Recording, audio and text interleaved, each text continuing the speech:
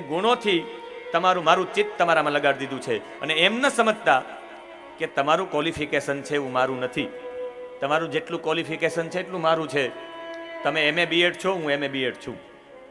એમ માતાજીએ કીધું કે તમારું જે કુલ છે એવું મારું કુળ છે, તમારું શીલ, તમારું જેવું ચરિત્ર છે મારું ચરિત્ર છે, તમારી પાસે જેવું રૂપ છે એવું મારી પાસે રૂપ છે, તમારી પાસે જે વિદ્યા છે મારી પાસે વિદ્યા છે, તમારી ને મારી વય પણ બરાબર છે. બાકી તમે 25 વર્ષના, હું 35 વર્ષની એવું નથી. તમારી મારી ઉંમર પણ બરાબર છે, તમારે ને મારી પાસે દ્રવ્ય પણ બરાબર છે.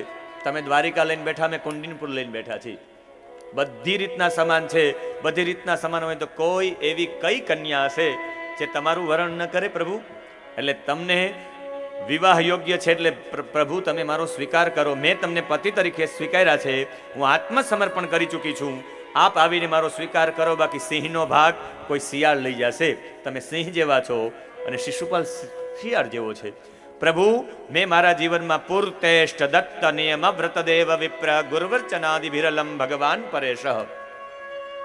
મેં મારા જીવનમાં કોઈ પણ પૂર્ત કર્મ કર્યા હોય, જે પણ પૂર્ત કર્મ કર્યા હોય, એ પૂર્ત કર્મના મને જે પણ પુણ્ય મારા જીવનનું હોય એનાથી મને કૃષ્ણ મળે. પૂર્ત કર્મ એટલે કોઈને કૂવો બનાવી આપવો, વાવ બનાવી આપવી, તમારા ગામમાં પુસ્તકાલય ખોલવું, આ બધા પૂર્ત કર્મ કહેવાય. અને વીરપુર એવું પુષ્ટિનું ગામ છે તો પુષ્ટિના ગામમાં એક સરસ્વતીનું મંદિર હોવું જોઈએ, એક પુસ્તકાલય હોવું જોઈએ. અને એ પુસ્તકાલયની શરૂઆત હું તમને 5 પુસ્તકો પુષ્ટિના આપીને એની શરૂઆત કરી જઈશ. પછી તમારે આગળ પુસ્તક વધારવા હોય તો વધારજો. પણ પુષ્ટિના 5 પુસ્તકો, 5 ગ્રંથો ઠાકોરજીએ, મહાપ્રભુજીએ જેમાં પોતાનું સર્વસ્વ સમર્પિત કરી દીધું. અને કાશીના ગંગાના કિનારે મારે આજે ચોખવટ કરવી છે. કાશીના ગંગાના કિનારે ત્યાંની રેતી ઉપર છેલ્લો ઉપદેશ હતો વલ્લભાચાર્યજીનો, બંને પુત્રોને, ગોપીનાથજીને અને વિઠ્ઠલનાથજીને. છેલ્લે 3.5 શ્લોકનો ઉપદેશ હતો. મારે છેલ્લે એ ઉપદેશ કેવો છે. બહુ ઓછા લોકો આનાથી જાણકાર હોય કે છેલ્લો એ ઉપદેશ કયો છે. મારે પૂછીને તમને હેરાન નથી કરવા. વાસ્તવિકમાં એ છેલ્લો ઉપદેશ એ જ સમજી લઈએ આપણે. છેલ્લો ઉપદેશ એટલે આખા વૈષ્ણવો માટે, તમામ એના સેવકો માટે, એના પુત્રો માટે છેલ્લો મેસેજ વલ્લભાચાર્યજીનો હતો. અને એ મારે છેલ્લે કથામાં આપવો.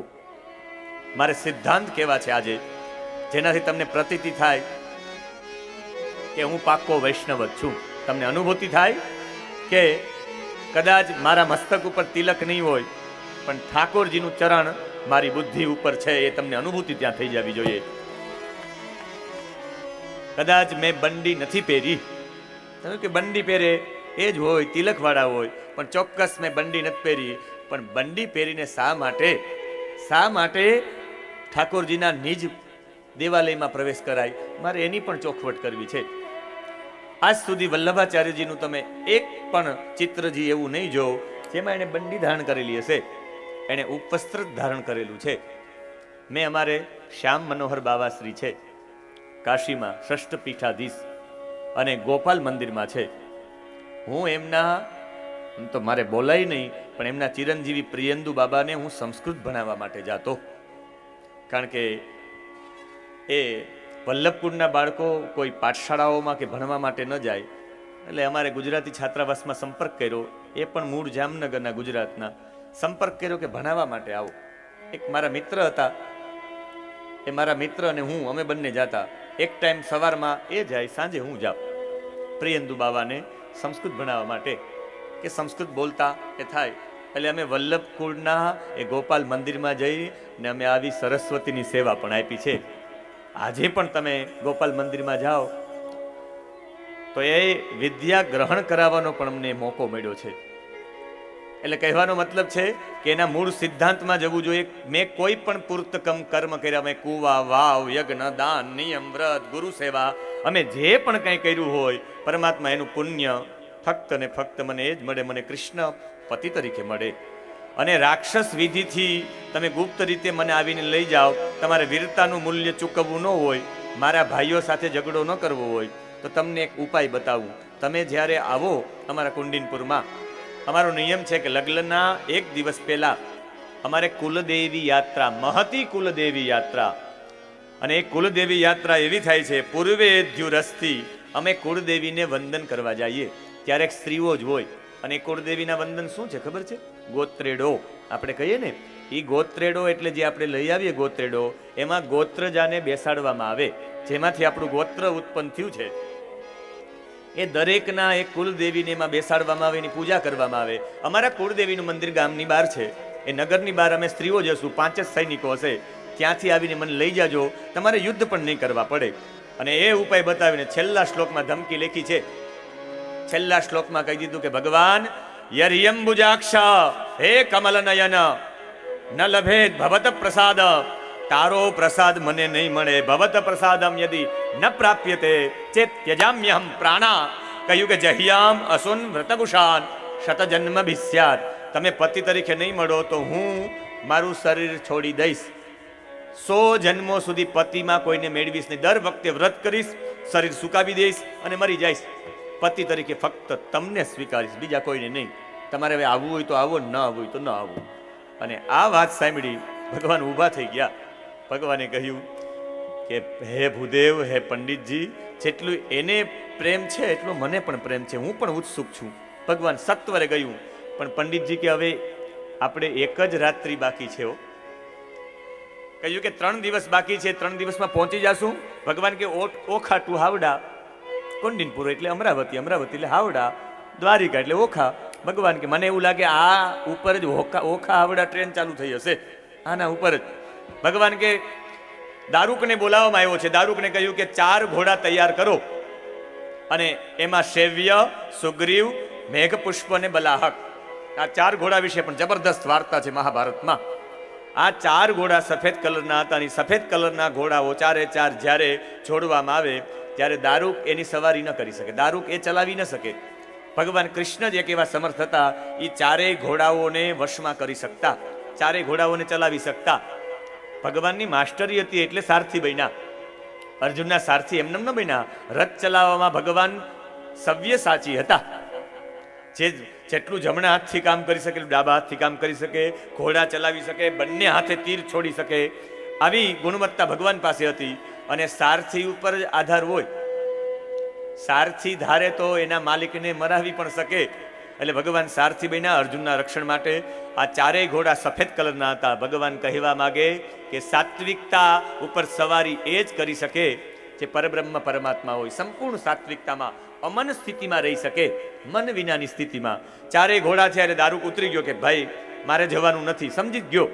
આ 4 ઘોડા જોડ્યા એટલે સમજી ગયો કે મારે નીચે ઉતરી જવાનું છે. અને ભગવાન બેઠા, ભૂદેવને બેસાડ્યા, એક જ રાતમાં પહોંચી ગયા. અને આ પહોંચી ગયા ત્યાં તો જાન આવી ગઈ હતી, અને એક રાત્રિ ત્યાં બાકી હતી. શાલ્વ, જરાસન, દંતવક્ત્ર, વિદુરથ, પૌંડ્રક બધા જાનમાં આવ્યા હતા શિશુપાલની. ભગવાનના દુશ્મન બધા ભેગા થઈ ગયા, દુશ્મનના દુશ્મન મિત્ર બધા ભેગા થઈને આવ્યા હતા. ને એ સમયે કુળદેવીની યાત્રા માટે ગયા. જોયું તો કોઈ ઓલા ભૂદેવે દેખાય નહીં, દ્વારકાધીશે દેખાય નહીં. શું થશે? માતાજીને પ્રાર્થના કરી, હે નમસ્તે સ્વામ અંબિકે ભીષણમ સ્વસંતા નયુતામ શિવામ. હું તમને વંદન કરું છું, હે ગણેશ સહિત હે અંબિકા, મારી પર કંઈક કૃપા કરજો. માતાજીનો હાર હલી ગયો છે. અને જ્યારે પણ તમે કોઈ દેવાલયે જાઓ અને ભગવાનના વિગ્રહ ઉપરથી, ભગવાનના એ મૂર્તિ ઉપરથી સેજ હાર હલી જાય, ફૂલ પડી જાય, એટલે સમજવાનું કે તમારા મનમાં ધારેલું કામ થઈ જાય. એ ખાલી એક સુકન ન થયું, ત્યાં માતાજીને બીજું સુકન થયું. રૂક્ષ્મણીજીને વામ ઉરુર વામ ભુજો નેત્રમ અસ્ફુરણ પ્રિય ભાષિણ. તમારી ડાબી જાંગ સ્ત્રીઓની, ડાબી ભુજા અને ડાબુ નેત્ર એક સાથે 3 ફરકે એટલે સમજવાનું કે મને કંઈક પ્રિય મારું થવાનું છે. પુરુષોનું એક આરે જમણો ભુજા, જમણી જાંગ ને જમણી આંખ ફરકે તો, પણ થોડીક વાર માટે ફરકે તો, વારંવાર ફરકે તો ડોક્ટર પાસે જવું, કંઈક ફોલ્ટ લાગે એવું. આ તો ફરકે રાખે તો કે સુકન છે, સુકન છે, એટેક આવી જાય પડી જાય નીચે, પછી ખબર પડે કે આ તો સુકન નહીં. થોડીક વાર માટે એકી સાથે ફરે. અને એ સમયે બહાર નીકળ્યા કે હવે સુકન થવાનું છે. મુખ ઉપર પ્રસન્નતા હતી કે તો ગરુડ રથ આવ્યો. હજી બધા જોતા જોતા રહી 5 સૈનિકો. ત્યાં તો ભગવાને હાથ લંબાવ્યો, રૂક્ષ્મણી મૈયાને હાથ આપ્યો, ભગવાને ખેંચી લીધા ઉપર. અને આ બધું જોતા જોતા રહી કે તો રથ નીકળી ગયો. બલરામજીને એવું થયું કે કૃષ્ણ એકલા ગયા, કંઈ થાય નહીં તો સારું. ખબર પડી કઈ તરફ ગયા છે કે કુંડિનપુરથી ઓલા ભૂદેવ આવ્યા હતા, કુંડિનપુર જ ગયા હોય. આખું સૈન્ય લઈને બલદેવજી પણ આવ્યા છે. આ તરફ કૃષ્ણ જાય છે અને બધા સૈનિકોએ સમાચાર આપ્યા, દોડતા દોડતા આવ્યા કે ઓલો કાળિયો દ્વારિકાધીશ તમારી બેનને ઉપાડીને જતો રહ્યો. ને આખી સભામાં શાલ્વ, જરાસન, દંતવક્ત્ર, વિદુર આ બધા બેઠા હતા ને સભામાં બેઠા હતા. મારા બેનને રૂકમીએ પ્રતિજ્ઞા કરી, અહત્વા સમરે કૃષ્ણમ અપ્રત્યુચ્ય રૂકમિણીમ કોંડિનમ ન પ્રવેક્ષ્યામી સત્યમેતદ બ્રવીમી. કહ્યું કે બ્રવીમી, હું સત્ય બોલું છું, મારી બેનને લીધા વિના અને કૃષ્ણને માર્યા વિના આ નગરમાં પ્રવેશ નહીં કરું, પગ નહીં મૂકું કુંડિનપુરમાં. અને બહાર નીકળ્યા અને અસ્ત્રો શસ્ત્રો લઈને કેટલા બધા સૈનિકોને લઈને ગયા. સામેથી બલદેવજી પણ આવી ગયા. ભયંકર યુદ્ધ થયું અને આણે કૃષ્ણના રથ ઉપર એટલા બધા તીરો ચલાવ્યા. ભગવાનને એવું થયું કે હવે આને પરચો આપવો જ પડશે. એ પરિચય આપવા માટે ભગવાને કૂદકો લગાવ્યો. ભગવાન ખડગ લઈને દોડ્યા, સીધા રથ ઉપર પહોંચી ગયા. રથ ઉપર પહોંચીને એના વાળ પકડ્યા. વાળ પકડીને મારવા માટે ગયા છે, ત્યાં તો રૂકમીને મારવા ગયા. રૂકમણી દોડતા દોડતા આવ્યા કે હંતુમ ના અરહસી કલ્યાણ ભ્રાતરમ મેં મહાભુજ. મારો ભાઈ છે એ મહાભુજ વાળા, એ મહા શક્તિ ધારણ કરનારા. દ્વારિકાધીશને કહ્યું મારા ભાઈને છોડી દો. હવે એ જ સમયે તલવારથી એટલા વાળ કાપી નાખ્યા, મૂછ કાપી નાખી, દાઢી કાપી નાખી, કુરૂપ બનાવી નાખ્યો. કોઈને પણ કુરૂપ બનાવવો એ મરવા સમાન જ છે. છોડી મૂક્યો અને આ મરેલો જ હતો. હવે કુંડિનપુરમાં તો જઈ શકે નહીં. ત્યાં એક નવું નગર વસાવ્યું જેનું નામ હતું ભોજકટ. અને દ્વારિકાધીશ ગયા છે, મા બાપને પગે લાગ્યા છે. દેવકી માં કે આમ ન હાલે, મારે તારી જાનમાં આવું તું. આજ મેરે શ્યામ કી શાદી હે, રમવું તું ભાઈ તમારી જેમ. પણ કાલે તમે જાન લઈને આવ્યા, બહાર રેમા હશો, પણ અમે જોયા વિના રહી ગયા હો, રેમા વિના. તમે કેવા રમો. અને કાલે મારે રહી ગયું, મારે બતાવું તમને હું કેવું રમું છું. આવ્યો તો ગરબા રમવા, પણ પછી મને માઇક પકડાવી દીધું અને પછી કથાકારોને માઇક આવી જાય, વાત થઈ ગઈ પૂરી. એટલે મને એવું લાગ્યું કે ઠાકોરજીની ઈચ્છા ગરબા રમવામાં નહીં, જ્ઞાનનો પ્રવાહ આપવામાં જશે. આ ઠાકોરજીની ઈચ્છા બાકી રમવા આવ્યો તો હું. મને એમ થાય કે એક ગરબો હું એ બતાવી દઉં. પણ તમે જે ઓલું પાછળ ફરીને ત્રણ રમતા હતા, એ મને રમવાની ઈચ્છા તો થઈ હતી કે હા, એ પાછળના 3 તાલ હું રમી નાખું. બહુ સરસ રમતા હતા. કેવું પડે, વીરપુર નંબર 1 ગરબામાં. ગરબા રમવામાં તો બધા બહેનો ભાઈઓ બહુ સુંદર રમતા હતા. અને અમે શીખી ગયા છે, એ સ્ટેપ શીખી ગયા. મેં સ્ટેપ જોયા, મેં કીધું રમવા ઊભું થવું પડશે તો ક્યાંક આબરૂ ન જાય. આમ આગળ જઈને પછી 2 વખત આગળ જાઉં. મેં પગના સ્ટેપ જોઈ લીધા. આમાં તો અમારે ધ્યાન રાખવું પડે. અમે કહેતા હોય કે અમે રમવા માસ્ટર છે ને, એમાં ન ધાલીએ. એટલે ઠાકોરજી જે કરે કૃપાવાન કરે ને. એ સમયે કહ્યું કે શાસ્ત્ર પદ્ધતિથી લગ્ન કરો. પૂરમાનીય વિધિ વધુપમે એ કુરુદ્વહ. તમે જેટલા લોકો કોર્ટ મેરેજ કરી, કોઈના મેરેજ ટકશે જ નહીં. લવ મેરેજ સક્સેસફુલ નથી, કારણ કે એની વચ્ચે ભગવાન હોતો નથી. જેની વચ્ચે ભગવાન હોય એ ટકે. કદાચ તમે લવ મેરેજ કરો તો એ શાસ્ત્ર પદ્ધતિથી લગ્ન કરજો. એટલી બધી અત્યારે મારી પાસે સમય નથી, બાકી તમને સિદ્ધ કરી આપું કે સાહેબ લવ મેરેજ ટકે જ નહીં. ખાલી એમને વીટીઓ પહેરાવી દીધી, હાર પહેરાવી દીધા, સાઈન કરી દીધી, એમાં હાલતે ચાલતે એક જ વાત આવે કે મેં ત્યાગ કર્યો, હું મારા મા બાપને છોડીને આવી, મેં આમ કર્યું તેમ કર્યું. રોજ માટે ઘર્ષણો ઊભા જ રહી. એ તો પછી થપ્પડ મારીને ગાલ રાખવો પડે કે હવે હલાવવું પડશે, બીજું શું થાય. હવે અમે જગતની સામે જ બધ ભીડી છે. અને કદાચ એવા લગ્ન થાય તો એક વખત શાસ્ત્રથી અગ્નિના 4 ફેરા ભગવાનની સાક્ષીમાં લેજો. આપણી દીકરીઓ ભગવાનની સાક્ષીએ લગ્ન કરે. દીકરો એનો સામેવાળો પતિ જુગારી હોય, દારૂડિયો હોય, આખું જીવન કાઢી નાખે. અને વિદેશની મહિલાઓને સેજ કંઈક માથાકૂટ થાય, એ કારે 7 લોકો સાથે વિવાહ કરે, ક્યારે ડિવોર્સ થાય, ક્યારે લગ્ન થાય ખબર ન પડે. એટલે શાસ્ત્રોક્ત પદ્ધતિ કરો. ભલે કોઈ કરી નાખ્યા હોય લવ મેરેજમાં, વાંધો નથી, પણ એકવાર ફેરા ફરીને તો કરવું જોઈએ શાસ્ત્ર પદ્ધતિ. એટલે ભગવાને આ હાથ પકડ્યો એને રાક્ષસ વિધિના લગ્ન કહેવાય. ભગવાને એ લગ્ન તો કર્યા, 8 પ્રકારના વિવાહ છે.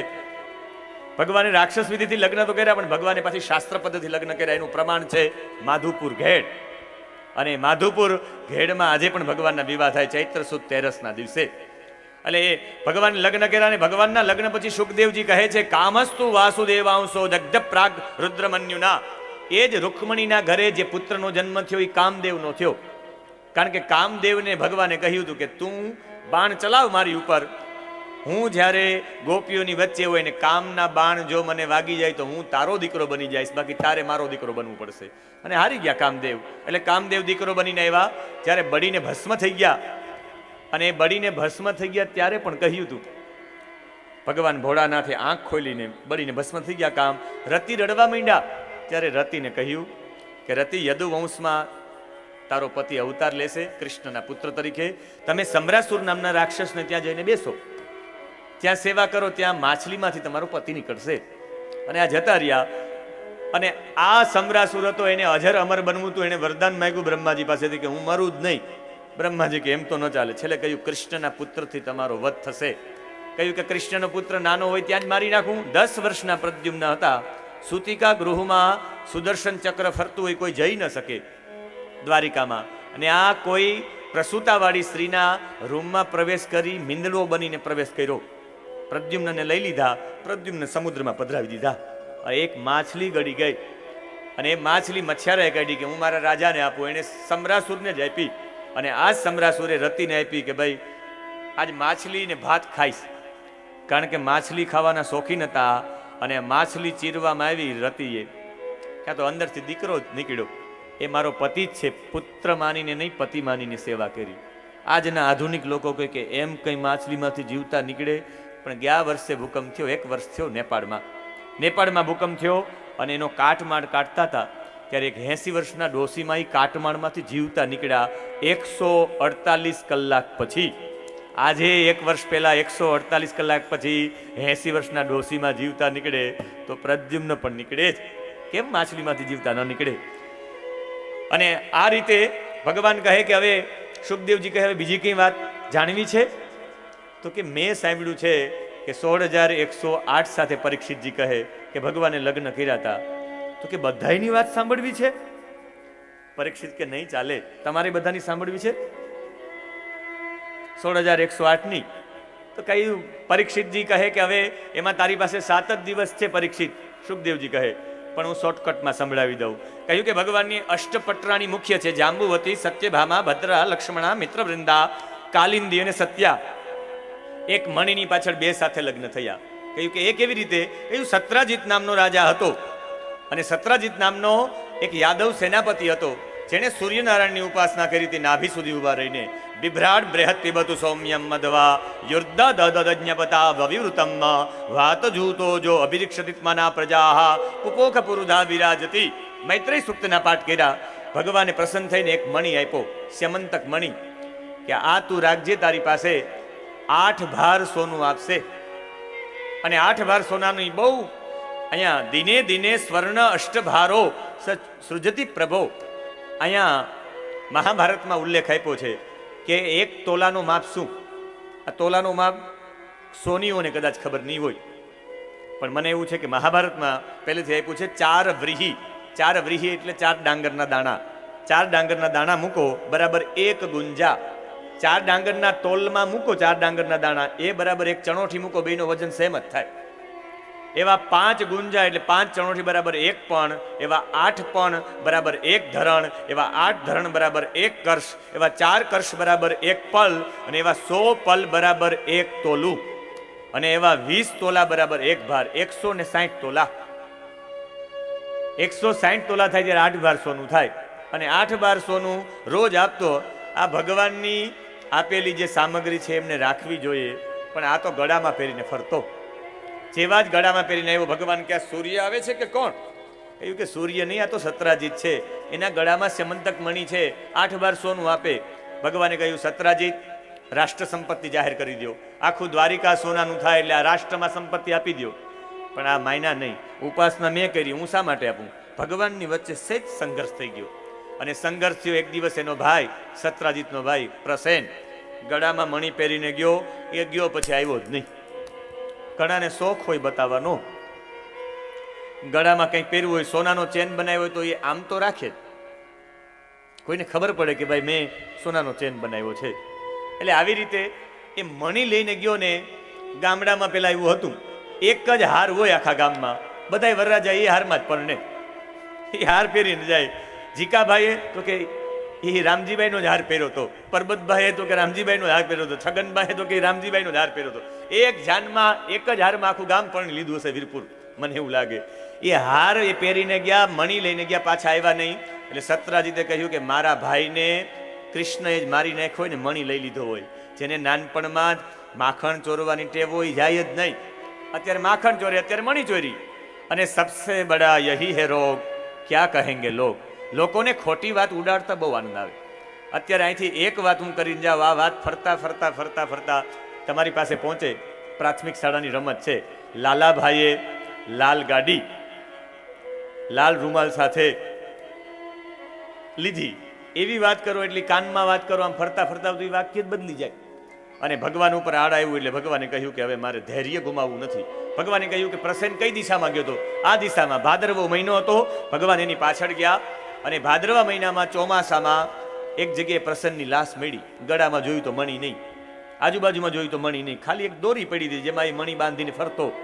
એને જોયું કે એની બાજુમાં સિંહના પગલા હતા. સિંહના પગલે પગલે ગયા તો આગળ સિંહે મરેલો હતો, એને રીછે ફાડી નાખ્યો હતો. ત્યાં પણ આજુબાજુમાં મણી ન મળ્યો. રીછના પગલે ગયા, એક ગુફામાં ગયા. ગુફામાં ભગવાન ગયા યાદવ સેનાપતિઓ સાથે, પણ ગુફાનો અંત જ ન આવ્યો. 2 દિવસ સુધી ગયા, ભગવાન પાછા વળી ગયા. યાદવ સેનાપતિઓને બહાર ઉભા રાખીને કહ્યું કે મારી ઉપર આક્ષેપ છે, તમને કંઈ પણ હાનિ પહોંચે મને ન ખબર પડે, મારે તમને દુઃખ કષ્ટ પહોંચાડવું નથી. તમે અહીં ઉભા રહ્યો, 12 દિવસ સુધી મારી રાહ જોજો.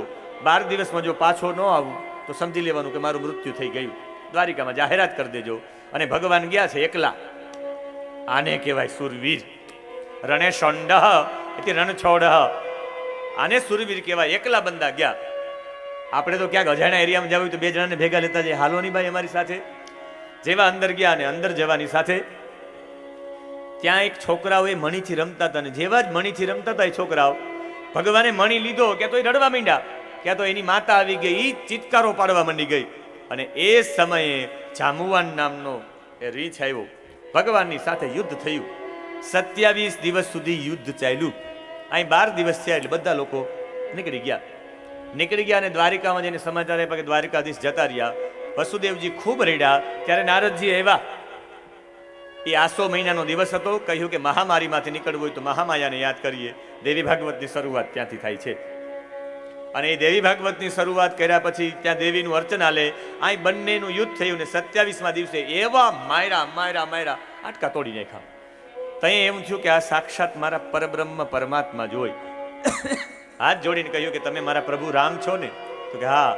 આને પૂર્વ જન્મમાં એવું હતું કે મારાથી વિશેષ કોઈ નથી, અને અભિમાન થઈ ગયું એટલે ભગવાને છોડી મૂક્યા હતા. રામ જ્યારે બાણ ચડાવતા, જ્યારે એની ભુજાઓ દેખાતી, મનમાં વિચાર કર્યું કે હું સામે પક્ષમાં હોત તો ભગવાન સાથે મલ્લ યુદ્ધ કરે. ભગવાન તો ઈચ્છા કલ્પતરુ છે, મનમાં જે વિચારો આવી જાય. મને ઓલી વાર્તા યાદ આવે. એક જણો દોડતો દોડતો વીરપુરમાંથી પહોંચી ગયો વૈકુંઠમાં. વીરપુર ટુ વૈકુંઠ. અને વૈકુંઠમાં કલ્પવૃક્ષ હતું. કલ્પવૃક્ષની જઈ નીચે જઈને બેસી ગયો, થાકી ગયો. બેસી ગયો, થાકી ગયો કે થકાઈ બહુ ગયું. વણેલા ગાંઠિયા હોત ને તો આનંદ આવી જાત. ક્યાં વણેલા ગાંઠિયાની ડીશ આવી ગઈ. એને ખબર નહોતી કે આ કલ્પવૃક્ષ છે, એની નીચે બેસીને જે કલ્પના કરો એ થાય. કે ગાંઠિયા આવી ગયા, જો આવું જ કે બધું આવી જતું હોય તો અહીંયા 10 માળનું બિલ્ડિંગ બનાવી નાખાય. એક મોટો બંગલો બની ગયો. કે ઓહો બંગલો બની ગયો. એકાદી ઇનોવા કાર આવી જાય, કે ઇનોવા આવી ગઈ. કે મારા પત્નીને બાળકો આવે તો અહીં રહેવા જ મંડી જાવ. કે પત્નીને બાળકો આવી ગયા. કે મારું ઓટોમેટિક થાય, ક્યાંક ભૂત નથી ને, ક્યાં ભૂત આવી ગયું, કે ક્યાંક આ મને ખાઈ ન જાય, તે ભૂત ખાઈ ગયું. લ્યો, કલ્પવૃક્ષ નીચે બેસીને નબળા વિચાર કરાય નહીં. આ ઠાકોરજી છે એ કલ્પવૃક્ષ છે. આ કથામાં બેસીને બીજા કોઈ વિચાર કરાય જ નહીં. જેવો વિચાર કરશો એવું મળશે. કલ્પવૃક્ષ આપી સાથે આ તો વાંછા કલ્પતરુ છે. આને ઈચ્છા કરી કે મારે મલ્લ યુદ્ધ કરવું. ભગવાને ઈચ્છા પૂરી કરવા માટે રામા અવતારથી કૃષ્ણ અવતાર સુધી ભટકાવ્યા. અને પછી હાડકાઓ તૂટી ગયા એટલે ભગવાનને માફી માંગી. કહ્યું કે આ મણી તો લેતા જાઓ પ્રભુ, મારી દીકરી જેવી મણી છે, મણી જેવી દીકરી પણ લેતા જાઓ. અને એ હતી જાંબવતી. આ જાંબવતીનો પૂર્વજન્મ રામાવતારમાં હતો. રામજી સેતુબંધ બાંધતા ત્યારે રામને જોયા, કહ્યું કે લગ્ન આની સાથે જ કરવા છે, પાછા આવે ત્યાં સુધી રાહ જોઉં. પણ રામજી સીધા પુષ્પક વિમાનમાંથી જતા રહ્યા. એટલે એ તો કંઈ આવ્યું નહીં. પણ રામે બ્રાહ્મણો જમાડ્યા ત્યારે એક બ્રાહ્મણ જમવા ન ગયા. કે તમારે ત્યાં શું જમવા આવું? તમે તો બ્રહ્મ હત્યારા છો. કે મેં તો પાપીને માર્યો કે નહીં, તો એ બ્રહ્મ હત્યા તો લાગી જ છે. ભગવાને કહ્યું એનું પ્રમાણ કે તમારા હથેળીમાં વાળ ઉગશે.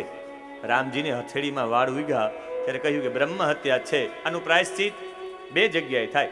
એક હત્યા હરણકુંડ છે નૈમિષારણ્યમાં, અને એક છે રામેશ્વરમાં. તમે ત્યાં જાઓ. બંને જગ્યાએ ગયા ત્યારે ઓલી કન્યા રાહ જોતી હતી કે મારે તમારી સાથે લગ્ન કરવા હતા, હું તમારી રાહ જોઉં છું.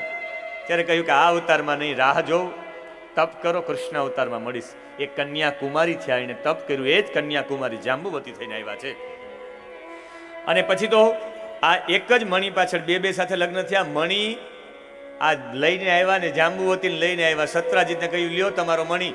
આખી વાત ઘટના સંભળાવી. સત્રાજીતને સંબંધ સુધારવા માટે એને એની દીકરી પરણાવી સત્યભામા. મણી પણ દાઈજામાં આપ્યો. ભગવાન કે મારે દાઈજામાં જોઈએ જ નહીં. જર જમીન અને ચોરું તણે કજિયાના છોરું, ગાડી વાડીની લાડી. ભગવાને સ્વીકાર્યો નહીં એટલે સ્વીકાર્યો નહીં. શતધનમાં એ મણી ચોરી ગયો. એ શતધનમાં એ મારી નાખ્યા સત્રાજીતને. એ ચોરીને જતો રહ્યો ને એને અક્રૂરજીને આપ્યો. કૃતવર્માને પેલા આપ્યો. કૃતવર્મા કે હું ન રાખું. અક્રૂરજીને આપ્યો અને એ ભાગીને નીકળી જવા ગયો. ભગવાન એની પાછળ ગયા. મિથિલાપુરીમાં પહોંચ્યા. ભગવાને સુદર્શન ચક્ર છોડ્યું, મસ્તક કપાઈ ગયું. ચેક કર્યો તો શતધન્વા પાસે હતો નહીં મણી.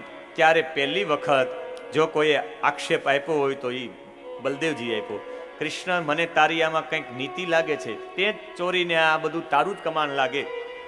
અને પછી કૃષ્ણ કે મારા ભાઈ આક્ષેપ આપે.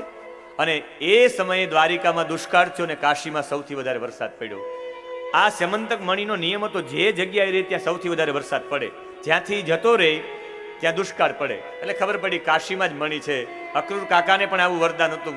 અક્રૂર કાકા રોજ માટે સોનાની વેદીઓ બનાવીને યજ્ઞ કરતા, સોનાના દાન આપતા. અક્રૂર કાકાને કહ્યું, કાકા મણી મોકલો, મારી ઉપર મારા ભાઈ આક્ષેપ આપે છે. સમાચાર મોકલા ને મણી પાછો આવ્યો. એમ એક મણી પાછળ બે સાથે લગ્ન થયા. પછી કાશી નરેશની પુત્રી હતી જેનું નામ હતું ગાંધીની, એની સાથે જ લગ્ન થયા હતા. આ સ્વફલક નામના એક અક્રૂરના પિતાજીના, એની પણ સુંદર કથા છે. પણ હવે લગ્ન ભગવાનના થશે કાલિંદી સાથે. તપ કરતી એક કન્યા હતી. અર્જુન અને કૃષ્ણ જતા હતા. કહ્યું, પૂછો કોણ છે? જ્યારે એને કહ્યું, અહમ દેવસ્ય સવિતુ દુહિતા પતિમિચ્છતિ. અને કાલિંદીએ ભગવાને કહ્યું, શા માટે તપ કરે છે? કે વિવાહ કરવા માટે તમારી સાથે. ભગવાન કે ભલે. કાલિંદી સાથે ભગવાને વિવાહ કર્યા. સૂર્યપુત્રી, અને જેને આપણે યમુના મૈયા કહીએ છીએ.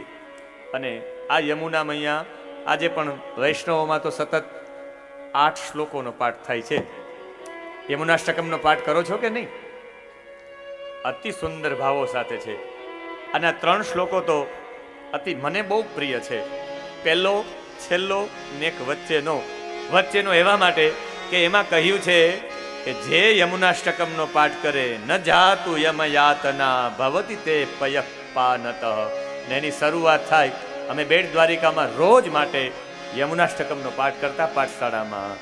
નમામિ યમુનામહં સકલ સિદ્ધિ હેતુમ મુદા મુરારી પદ પંકજ સ્ફુરદ મંદરેણુત્કટા તટસ્થ નવકાનના પ્રકટ મોદ પુષ્પાંબુના સુરાસુર સુપૂજિતા સ્મરપિતુ શ્રિયં બિભ્રતિ. આની શરૂઆત અહીંયાથી થાય. હું એ અહમ નમામી યમુના, હું યમુનાને નમસ્કાર કરું છું. ને એ જે માણસ યમુનાષ્ટકમનો પાઠ કરે એને યમની યાતના પણ ન આવે. અને એના માટે અલગ રાગમાં નમોસ્તુ યમુને સદા તવ ચરિત્રમાદ્યદ્ભુતમ ન જાતુ યમયાતના ભવતિ તે પયપાનત યમો વિભગિની સુતા કથમુહંતિ તુષ્ટાનપે પ્રિયો ભવતિ સેવના તવ હરેર્યથા ગોપિકા. ત્રીજો રાગ અને ત્રીજો શ્લોક. આ ત્રીજા શ્લોકમાં છેલ્લે જેને સ્વભાવ ઉપર વિજય મેળવવો છે એને યમુનાષ્ટકમનો પાઠ કરવો. અને અંતિમમાં વલ્લભાચાર્યજી કહે છે તવાષ્ટકમિદં મુદા પઠતિ સૂરસૂતે સદા સમસ્ત દુરિતક્ષયો ભવતિ વે મુકુંદે રતિ દયા સકલ સિદ્ધયો મુરરિપુશ્ચ સંતોષ્યતિ સ્વભાવ વિજયો ભવેત વદતિ વલ્લભ શ્રી હરે. જેને પોતાના, અમારે તો આમ તો એક જ રાગમાં ગાવું, પણ મેં ઉપાડ્યો કઈ બીજા રાગમાં, અહીંયા ઉપડ્યો બીજા રાગમાં, એટલે તમારા માટે 3 રાગ થઈ ગયા. આજે ઠાકોરજીની કૃપા જ કહેવાય. એટલે અહીંયા જે માણસ તવાષ્ટકમિદમ મુદા પઠતિ સુરસુતે સદા, જે પણ આ અષ્ટકનો પાઠ કરે, કહેવામાં આવે મુકુંદે રતિ, મુકુંદમાં એની રતિ થાય, એનો પ્રેમ થાય. વદતિ વલ્લભ શ્રી હરે, વલ્લભાચાર્યજી કહે છે સ્વભાવ વિજયો ભવે, સ્વભાવ ઉપર વિજય મેળવવા માટે. અહીંયા વિવાહ થયા છે કાલિંદી સાથે. પછી અવંતી દેશનો રાજા હતો, જે રાજાનું નામ હતું વિંદ અને અનુવિંદ. એના બેન હતા મિત્રવૃંદા, અને એ મિત્રવૃંદાએ પણ ભગવાનને આગ્રહ કર્યો. ભગવાન ચાલુ સભામાંથી એનું હરણ કરીને લઈ ગયા. અયોધ્યાનો રાજા હતો નગ્નજીત, એની દીકરી હતી નાગ્નજીતી, જેને સત્યા કહેવાય છે. એણે પ્રતિજ્ઞા કરી હતી મારી દીકરીના લગ્ન એની સાથે જ કરું જે એકી સાથે 7 સાનને એક જ દોરીથી નાથી લઈ એની સાથે લગ્ન કરું. ભગવાન એ સ્પર્ધામાં ગયા કે હું આ સ્પર્ધામાં ભાગ લઈશ. કહ્યું તમારે તો એટલી પત્નીઓ છે, તમે શા માટે આ સ્પર્ધામાં ભાગ લ્યો? કે મને પત્નીઓ મળી છે પણ સસરા સારા મળ્યા નથી, એક જામવાન મળ્યા. હવે રીછ હાથે શું વાત કરે. બીજા સત્રાજીત, એનું તો મૃત્યુ થઈ ગયું. બીજા કોંડિનપુરના ભીષ્મક, અને આ કોંડિનપુરના ભીષ્મક છે એની દીકરીને હું લઈ આવ્યો એટલે એની સાથે સંબંધ સારો નથી. વિંદ અને અનુવિંદની બેન મિત્રવિંદાને પણ લઈ આવ્યો, એની સાથે સંબંધ સારો નથી. સૂર્યની પુત્રી છે, સૂર્ય સાથે ક્યાં વાર્તાલાપ કરવા જાવ? મારે તો સસરા સાથે સત્સંગ કરવો છે, એટલે તમે રૂબરૂ છો. એટલે અયોધ્યાના રાજા એ કહ્યું ભલે. એક જ દોરીમાં સાનને નાથી લીધા, અને ભૂખ, તરસ, રોગ, લૌકિક કર્મ, જુગાર, ફરજ અને કામ, આ 7 સાનને નાથો તો કથામાં બેસી શકાય. લૌકિક કામ હોય ને તો કથામાં બેસવા ન દે. હું હશે ફટ દેખીને બહાર નીકળી જાય. તમારે કંઈક ફરજમાં કામ સોંપી દે, તમારે બહાર રહેવું પડે કથાથી. અરે ભૂખ લાગતી હોય બહુ, જમવા વાળો એ બેસી ન શકે, અને પાણીની તરસ હોય ને, એ તરસ બહુ લાગતી હોય, એ કથામાં બેસી ન શકે. આ 7 સાનને નાથવા પડે. અમે અહીંથી 3 કલાક બોલીએ તો અમારે જલની જરૂરિયાત નથી પડતી. તમારે સાંભળવું જ છે, એ 2.5 કલાક તમારે જલ માટે ઊભું થવું પડે. માણસને જલ વિના નહીં, શ્વાસ વિના પણ ચાલે. જો તમારી બાજુમાં આ ભગવાનનો રાસ હોય તો શ્વાસ વિના ચાલે. શ્વાસ વિના બધું થઈ શકે. ધ્રુવ શ્વાસ વિના રહ્યા છે, એનું પ્રત્યક્ષ પ્રમાણ છે. ભગવાનને આવવું પડ્યું. અને આ અષ્ટદા પ્રકૃતિ છે. પછી તો શ્રુત કીર્તિની પુત્રી ભદ્રા સાથે ભગવાનના વિવાહ થયા. કઈ દેશમાં, મધ્યપ્રદેશમાં લક્ષ્મણા સાથે થયા. અને 8 પત્ની છે. એ શ્રીમદ ભગવદ્ ગીતા આધારિત ભગવાનની પ્રકૃતિ છે. ભૂમિ રાપો નલો વાયો ખમ મનો બુદ્ધિરેવ ચ અહંકારમ ઇતિ યમને ભિન્ના પ્રકૃતિરષ્ટા. ભૂમિ શા માટે ભગવાનની પ્રકૃતિ છે એના વિશે શ્રીમદ ભગવદ્ ગીતામાં હું ખૂબ બોલ્યો છું. ભૂમિ સ્થૂળ તત્વ છે ભગવાનનું પ્રકૃતિમાં. ભૂમિ ન હોત તો ઘાસ ન હોત, ભૂમિ ન હોત તો વૃક્ષ ન હોત, વૃક્ષ ન હોત તો ફળ ન હોત. આ ભૂમિ ન હોત તો અન્ન ન હોત, અન્ન ન હોત ઔષધિ ન હોત, અન્ન ઔષધિ ન હોત તો 40 કરોડ ટન ભારતમાંથી અનાજ ઉત્પન્ન થાય. તો આપણે બધા શાકાહારી નહીં, માંસાહારી હોત. અને શાકાહારી ન હોય તો આપણી અંદર સત્વ તત્વ ઉત્પન્ન પણ ન થાત. પછી જલ તત્વ, જલ એ જીવન. જલ ઉપર પણ ઘણું બધું છે. અનિલ એટલે અગ્નિ, ખમ, મનો, આ બધું છે. એમાં મન એટલે જ્ઞાનનો ઉમરો. મેં આમાં કેટલી બધી ધૂનો નથી લીધી. ધજાની પૂંછડી જેવું રે એમ નથી લીધું. આમાં આ ઘટા બનાવી શા માટે મેં આમાં નથી લીધું. કેટલી ધૂનો બાકી રહી ગઈ. ઘણી નવી ધૂનોનો પ્રવેશ કર્યો એટલે નથી લીધું. મન એટલે જ્ઞાનનો ઉમરો. વિચાર કરે તેને મન કહેવાય. નિર્ણય કરે, નિર્ણય લે એને બુદ્ધિ કહેવાય. જ્ઞાન શક્તિ એટલે ચિત્ત કહેવાય. અને હું કરું છું, વયમ અમૃતસ્ય પુત્રાહા, એ અહંકાર છે. હું ભગવાનનો દીકરો છું. મારા પરમાત્મા 50 કિલો ઉપાડી શકે, મારા પિતાશ્રી 50 કિલો ઉપાડી શકે, તો હું 25 કિલો તો ઉપાડી શકું. એમ મારો પરમાત્મા જો આ બધા ઉપર કૃપા કરનારો હોય તો હું કોઈ મનુષ્ય ઉપર દયા કરનારો તો બનું જ. આ ભાવના એની અંદર ઉત્પન્ન થાય. અને પછી હવે કહે છે કે હવે બીજું કંઈ સાંભળવું? તો કે હા, ભૌમાસુર નામનો એક રાક્ષસ હતો.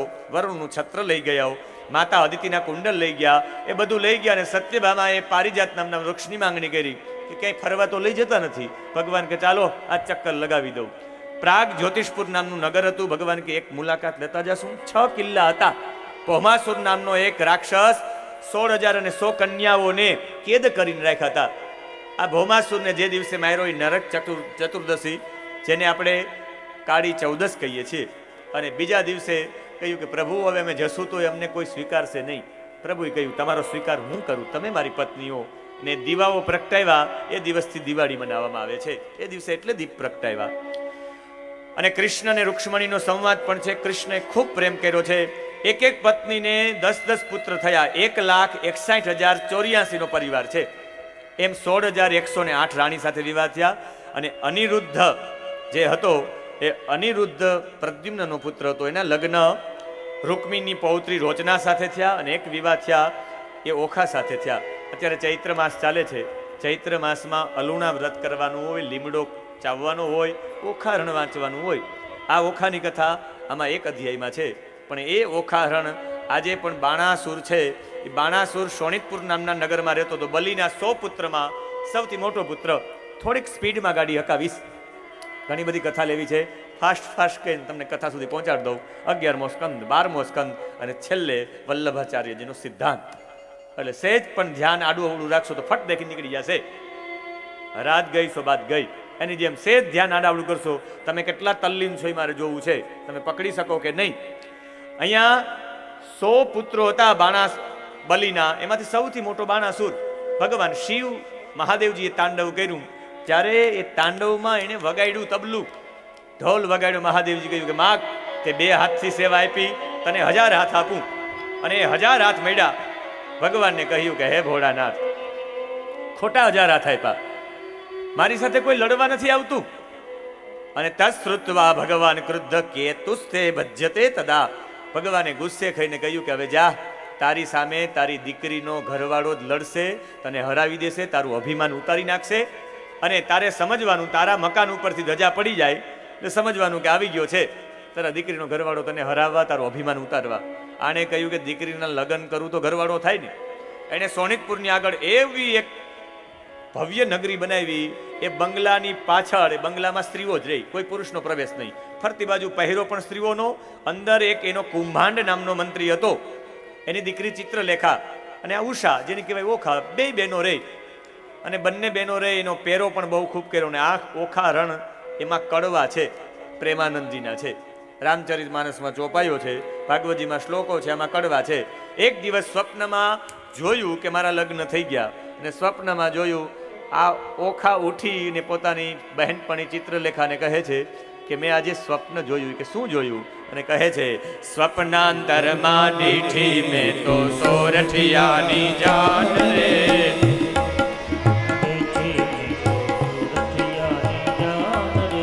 સ્વપ્નાંતરમાં ખખડે મીંઢોળ ચૂડી રે.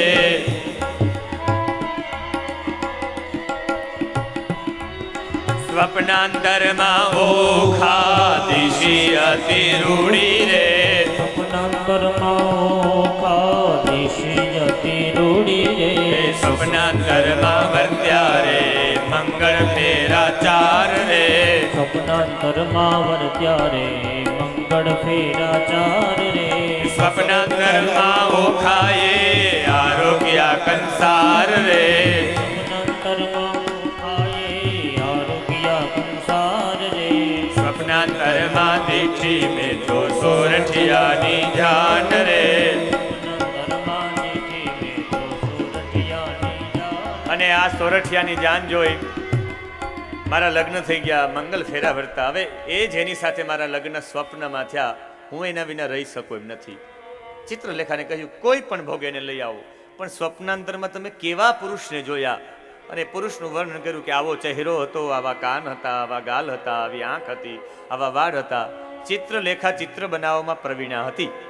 એણે ચિત્રો બનાવ્યા. મને એમ લાગે પોલીસવાળા સ્ક્રેચ તૈયાર કરે એ ચિત્રલેખાથી શીખવું પડ્યું હશે. એને તૈયાર કર્યો જેમ આજના પોલીસવાળા તૈયાર કરે શબ્દોના વાતાવરણ ઉપર. એ શબ્દો ઉપર એને તૈયાર કર્યું. બધા બનાવ્યા. પેલા ગાંધર્વો તો કે આમાંથી કોઈ નથી, સિદ્ધ લોકો બનાવ્યા. એમ બનાવતા બનાવતા કૃષ્ણનો એક ફોટો બનાવ્યો, કહ્યું કે આના જેવા છે પણ આ નથી. પછી પ્રદ્યુમ્નનો ચિત્ર બનાવ્યું, કહ્યું આ જ લાગે પણ થોડોક ફેરફાર છે. પછી અનિરુદ્ધને બનાવ્યા કે આ જ છે. યોગ માયાના પ્રભાવથી જોયું કે આ કોણ છે, દ્વારિકાધીશના પૌત્ર છે. દ્વારિકાથી લઈ આવો, હું રહી શકું એમ નથી. કહ્યું કે લેવા જઈશ પણ દ્વારિકાનું રક્ષણ સુદર્શન ચક્ર કરે છે. નારદજીને વિનંતી કરી કે તમે વાતો કરાવો તો હું લઈ આવું. નારદજીએ સુદર્શન ચક્રને વાતો કરાવી. આ ચિત્રલેખા ગયા છે, સૂતા એવા અનિરુદ્ધને પર્યંક સાથે, પલંગ સાથે લઈ આવ્યા. નારદજીને કહ્યું વિવાહ કરાવી દો. શાસ્ત્રોક્ત પદ્ધતિથી ત્યાં વિવાહ કર્યા એટલે ઉપર ધજા પડી ગઈ. તત્કાલ આવી ગયા બધા, ને બાણાસુરે આવીને નાગપાસ છોડ્યો છે, નાગપાસથી બંધાઈ ગયા. અનિરુદ્ધને બાંધી આપ્યા. અહીંયા નારદજીએ સમાચાર આપ્યા, દ્વારિકાધીશ તમારો પૌત્ર બાણાસુરની કેદમાં છે. બધા દ્વારિકાધીશ આવ્યા છે બધાને લઈને, અને સાંબ, ચારણ, પ્રદ્યુમ્ન આ બધા આવ્યા, ગદ. અને એવું ભયંકર યુદ્ધ થયું કે બાણાસુરે મહાદેવજીને બોલાવ્યા કે મારા પક્ષમાં લડો. અને મહાદેવજી અને કૃષ્ણ પણ લડ્યા છે, હરિને હર બંને લડ્યા છે. પણ ભગવાન નારાયણે કહ્યું કે મારા ઈષ્ટ ભગવાન ભોળાનાથ છે, ભોળાનાથ કે મારા ઈષ્ટ ભગવાન કૃષ્ણ છે. તો આ યુદ્ધ અટકાવવું હોય તો ભગવાન કૃષ્ણ એ દ્વારિકાધીશે જૃંભણાસ્ત્ર છોડ્યું છે. જૃંભણાસ્ત્ર એટલે ઓળખો ને, જૃંભણ એટલે બગાસું, અને બગાસું ખાવે ને જૃંભણાસ્ત્ર કહેવાય. કોઈને બગાસું આવે ત્યારે જોજો આજુબાજુમાં જોઈ ન શકે, આ કોઈ બાજુમાં લીધે ખબર ન પડે. એમ જે બગાસું થયું એ સમયમાં ભગવાન ભોળાનાથને જૃંભાસ્ત્ર છોડ્યું, અને ભગવાન ભોળાનાથ બગાસું ખાતા હતા ત્યાં તો 996 હાથ કાપી નાખ્યા કૃષ્ણએ, 4 હાથ બાકી રહેવા દીધા. આખું અભિમાન ઉતરી ગયું. કહ્યું કે પ્રહલાદનો વંશજ છે એટલે તને છોડું છું. આખું અભિમાન ઉતરી ગયું. આવી રીતે આ ઓખાની કથા છે, જે ઓખાહરણ આ ચૈત્ર મહિનામાં સાંભળે એના માટે પણ વિશેષતા છે. નૃગ રાજાની કથા છે કે એક વખત ભગવાનના બધા બાળકો રમતા હતા, સાંબ, પ્રદ્યુમ્ન, ચારુ, ભાનુ, અને એને એક કૂવો જોયો. એ કૂવાની અંદર એક કાકિંડો જોયો. આ કાકિંડો આમ આમ આમ કરતો હતો, ને આ કાકિંડાને જોયો એટલે એને બચાવવા માટે સૂતરના તાંતણા અંદર નાખ્યા, પણ એ બહાર ના આવ્યો. ચામડું અંદર પધરાયું તો એ અંદર ના આવ્યા. દિવસે દિવસે મોટો થતો જવા કાકિંડો. બધાએ કૃષ્ણને આ સમાચાર આપ્યા, અને ભગવાન ત્યાં ગયા, અને પોતાના ડાબા હાથને જેવો જ અંદર પધરાયો ભગવાન કૃષ્ણએ, ડાબા હાથનો સ્પર્શ થતા એ કાકિંડામાંથી એક દિવ્ય પુરુષ ઉત્પન્ન થયો. અને દિવ્ય પુરુષે 2 હાથ જોડીને ભગવાનને પ્રાર્થના કરી. ભગવાને કહ્યું તમે કોણ? તો કહ્યું નૃગો નામ નરેન્દ્રોહમ ઇક્ષ્વાકો તનય પ્રભો. હું ઇક્ષ્વાકુ વંશમાં ઉત્પન્ન થયેલો, મારું નામ નૃગ છે.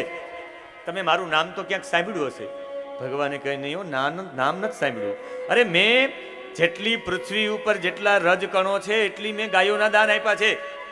યાવત્યા સિકતા ભૂમે, ભૂમિ ઉપર જેટલા રજકણો છે એટલી ગાયોના દાન આપ્યા છે. યાવત્યો દિવી તારકા, આકાશમાં જેટલા તારા છે એટલી ગાયોના દાન આપ્યા છે. અને યાવત્યો વર્ષધારાશ્ચ, વર્ષાની જેટલી ધારા છે એટલા મેં ગાયોના દાન આપ્યા. અને ભગવાન હજી કંઈ બોલવા જાય પેલા કે એમ ન વિચારતા કે મેં નબળી ગાયો આપી છે. બધી દૂધ આપવા વાળી, યુવાન, શાંત, સુંદર અને સુલક્ષણો વાળી કપિલા ગાયો દાનમાં આપી. તો કે તારી હાલત આ કાકિંડાની કેમ બની? એક બ્રાહ્મણના કારણે. કહ્યું આ એક બ્રાહ્મણની, આમ તો 2 બ્રાહ્મણોના કારણે. એક બ્રાહ્મણ સમાવર્તન સંસ્કાર કરીને આવ્યો. સમાવર્તન સંસ્કાર એટલે તો ખ્યાલ છે ને, જે બ્રાહ્મણનો દીકરો ભણીને આવે, સંસ્કૃતનું અધ્યયન કરીને આવે, ત્યારે એનું સ્વાગત કરવામાં આવે, એને દાન દક્ષિણા આપવામાં આવે. અને એ બ્રાહ્મણનો બાળક ભણીને આવ્યો ત્યારે મારી પાસે લાખો ગાયો હતી, એમાંથી મેં એને ગાયો આપી, 1000 ગાયો દાનમાં આપી. અને 1000 જ્યારે એને ગાયો દાનમાં આપી, એમાં એ થયું એવું કે એક દિવસ મારી ગાયોનું ધન હતું, એમાં એક બ્રાહ્મણની ગાય આવીને એની અંદર ઘૂસી ગઈ. એ બ્રાહ્મણ અપ્રતિગ્રહી બ્રાહ્મણ હતો. અપ્રતિગ્રહી બ્રાહ્મણ એટલે કોઈનું પણ 1 રૂપિયો ન લે, 1 રૂપિયો કોઈનો લે. ઘણા બધા બ્રાહ્મણો અત્યારે એવા છે કે એ બ્રાહ્મણ હોવા છતાં પણ તમે એને આપો તો એ લે નહીં. અપ્રતિગ્રહી હતો, કોઈનું લે નહીં. આ શોધતો આવતો હતો કે મારી ગાય ક્યાં છે, ગાય ક્યાં છે, અપ્રતિગ્રહી બ્રાહ્મણ. ને આ સમાવર્તન સંસ્કાર વાળો બ્રાહ્મણ આવ્યો, એને જે 1000 ગાય દાનમાં આપી, એમાં આની ગાય દાનમાં જતી રહી. સંકલ્પ કરીને દાન આપ્યું. જ્યારે આ બ્રાહ્મણને મળ્યો, સમાવર્તન સંસ્કાર કરવા વાળા બ્રાહ્મણને, ઓલો કોઈનું 1 પણ રૂપિયો ન સ્વીકારે, કોઈનું દાન ન સ્વીકારે એવો બ્રાહ્મણ મળ્યો કે આ ગાય તો મારી છે. કે મને તો ભાઈ નૃગ રાજાએ આપી દાનમાં, હું સમાવર્તન સંસ્કાર કરીને આવ્યો. એને સંકલ્પ કર્યો, અને ત્યારે એ બોલ્યા કે ના ના ના ના, આ ગાય મારી જ છે. ઓલો કે મને દાનમાં આપી, દાનવાળી વસ્તુ પાછી ન આપું, હાલ નૃગ રાજા પાસે. બે નૃગ રાજા પાસે ગયા. નૃગ રાજાએ કહ્યું કે ભાઈ મેં દાનમાં આપી છે. તો કે એક કામ કરો, આ એની ગાય હોય તો હું તમને એના બદલામાં બીજી આપી દઉં. કે ના ના, દાનની વસ્તુ હું પાછી ન આપું. ઓલા બ્રાહ્મણને કહ્યું તમે એના બદલામાં ગવામ લક્ષમ પ્રકૃષ્ટા નામ, તમને હું 1,00,000 ગાય આપું આના બદલામાં. ભૂદેવ તમે સ્વીકાર લ્યો. આ કે હું કોઈનું ગ્રહણ ન કરું, અપ્રતિગ્રહી છું. થોડી વાર આ બ્રાહ્મણ સામે જોઈ, થોડી વાર આ બ્રાહ્મણ સામે જોઈ, અને આ બધા મૂંઝાઈ ગયા. અને મૂંઝાઈ ગયા એટલે ઉપર ગયા. આ નૃગ રાજા કે મારા મૃત્યુ પછી ઉપર ગયો એટલે મને કહ્યું, યમ રાજા કે પાપ ભોગવવા માંગે કે પુણ્ય પહેલા? મેં કીધું પાપ ભોગવી લઈએ. અને આપણા બધાની પણ ટેવ એવી છે, જે ન ભાવતું હોય ને આપણે વેલું ખાઈ જઈએ. થાળીમાં આવે કે મેસૂબ સારું હોય તો ફટાફટ મેસૂબ ખાઈ લે, પછી આક્રમણ કરવાનું ગાંઠિયા ઉપર ને ભજીયા ઉપર ને બીજી વાત નહીં. એટલે એને પેલા વેલા કીધું પાપ ભોગવી લેવું છે મારે. કહ્યું કે જા તારે કાકીંડો બનવું પડશે. તું આમ કરતું હતો ને બ્રાહ્મણના ઓલામાં, કાકીંડો બની જાય. પણ તારા પુણ્ય છે ને, એટલે જેણે ગાયોની સેવા કરી છે, જેનું નામ ગોપાલ છે, જેનું નામ ગોવિંદ છે, એનો હાથનો સ્પર્શ થશે ને તારી મુક્તિ થઈ જશે. તારે નિત્ય ગૌલોકમાં તારો વાસ થશે. એટલે ભગવાન તમારા દ્વારા મને મુક્તિ થઈ. ભગવાનને નમસ્કાર કરી, પ્રાર્થના કરી, દેવ દેવ જગન્નાથ ગોવિંદ પુરુષોત્તમ પ્રાર્થના કરીને જતા રહ્યા પ્રદક્ષિણા કરીને. પછી બધા યાદવોને ભગવાને બેસાડ્યા. ભગવાને કહ્યું કે આનાથી તમને કંઈ સમજવા માંડ્યું? બધા કે નહીં. એના બાળકોને સમજ્યું, તેજસ્વી બ્રાહ્મણનું થોડુંક પણ ધન પચાવવું અઘરું છે. કારણ કે પરમ વિષ છે. જો વિષ હોય તો વિષ માટેની ઔષધિ છે આપણા શાસ્ત્રોમાં, આ પૃથ્વીલોકમાં. અગ્નિ છે તો અગ્નિ માટેને સમન કરવા માટે જલની વ્યવસ્થા છે. પણ બ્રાહ્મણના ધનને પચાવવું બહુ મુશ્કેલ છે. સ્વદત્તામ પરદત્તામ વા બ્રહ્મવૃત્તિ હરેશ્ચય 60 વર્ષ સહસ્રાણી વિષ્ટાયામ જાયતે કૃમિ. સ્વદત્તામ પરદત્તામ વા, કોઈ દેતું હોય કે તમે દેતા હોય, અને બ્રાહ્મણની જો આજીવિકાનું છેદન કરવામાં આવે તો 60 વર્ષ સહસ્રાણી 60,000 વર્ષ સુધી વિષ્ટાયામ જાયતે કૃમિ. 60,000 વર્ષ તમે કીડો થાવ વિષ્ટાની અંદર, બ્રાહ્મણની આજીવિકાનું છેદન કરો તો.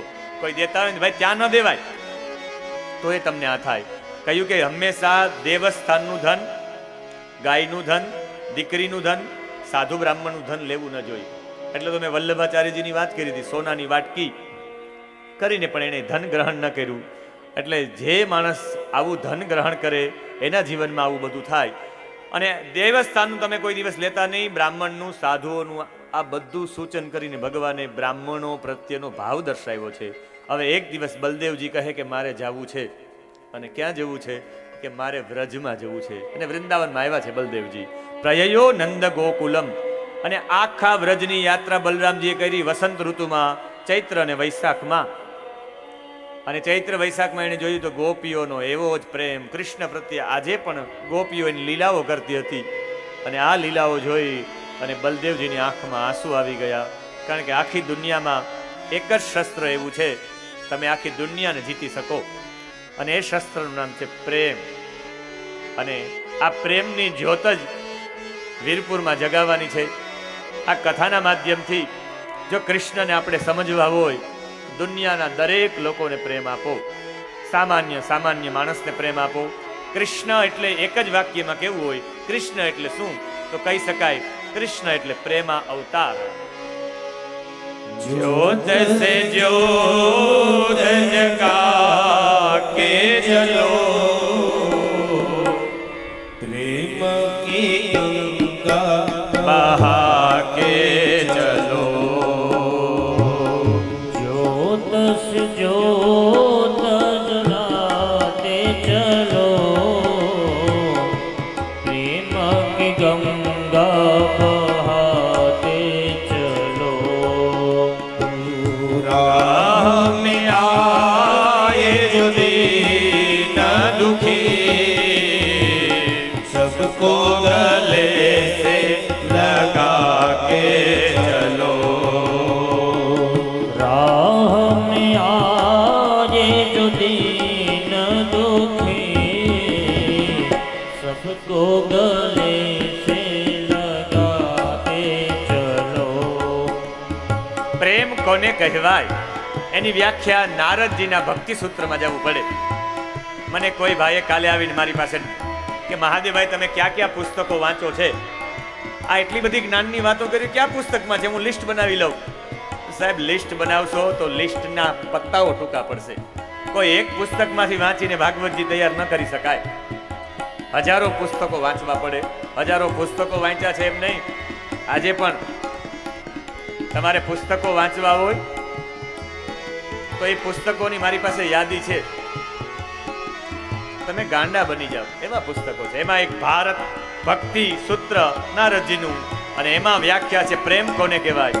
પ્રતિક્ષણ વર્ધમાનમ પ્રેમ સ્વરૂપમ, કામના રહિતમ પ્રેમ સ્વરૂપમ, અનિર્વચનીયમ પ્રેમ સ્વરૂપમ. પ્રેમ કોને કહેવાય.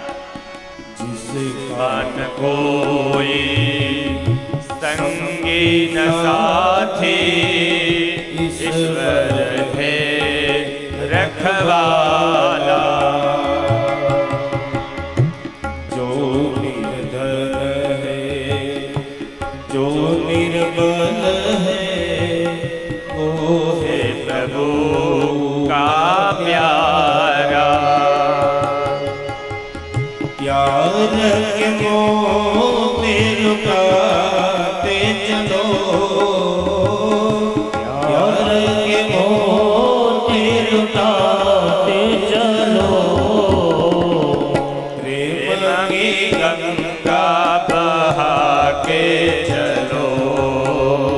प्रेम की गंगा बहाते चलो. પ્રેમની વ્યાખ્યા છે દિવસે દિવસે વધે એને પ્રેમ કહેવાય. દિનસ્ય પૂર્વાર્ધ પરાર્ધ ભિન્ના છાયેવ મૈત્રી ખલ સજ્જનાના. જેમ પેલા શરૂઆતમાં હોય તો સંબંધ વધે, અરે મારે ઘરે જમવા આવો, મારા ઘરે જમવા આવો, એવી મિત્રતા જામે. ને પછી બોલાવા પણ ભેગા ન થાય એવી મિત્રતા નહીં. દિવસે દિવસે વધે એને પ્રેમ કહેવાય. સેજ પણ કામના ન હોય એને પ્રેમ કહેવાય. કદાચ હું તમને તારાળા લઈ જાઉં ને તારાળા ભાગ્યોદય પાસે ઊભા રાખું ગુંદરણ ચોક ઉપર કે હમણાં આવું છું અડધો કલાકમાં, અને 7 કલાક સુધી પણ ન આવું, તમને મારા પર ક્રોધ ન આવે તો સમજી લેવાનું આ સાચો પ્રેમ છે. જેને જીવનમાં કામના ન હોય, અનિર્વચનીયમ પ્રેમ સ્વરૂપમ. પ્રેમમાં વાંચા ન હોય. તમારી આંખોથી મને સમજણ પડી જાય તમે શું કહેવા માંગો છો.